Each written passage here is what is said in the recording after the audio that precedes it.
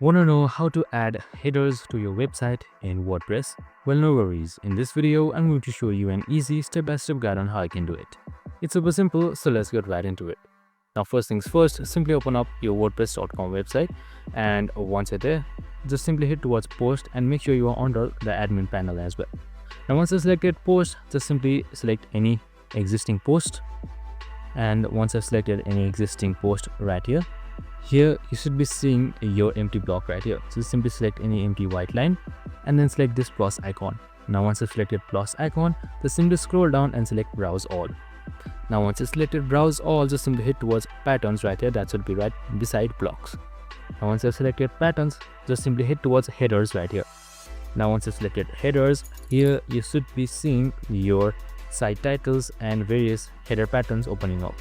So you can just simply scroll down until you find the right one, and once you've done it, you can just simply drag and drop it to your canvas right here.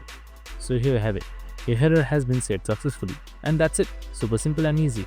I hope this video helped. If it did, make sure to like, subscribe and tune in with us for more of these videos. See you in the next one.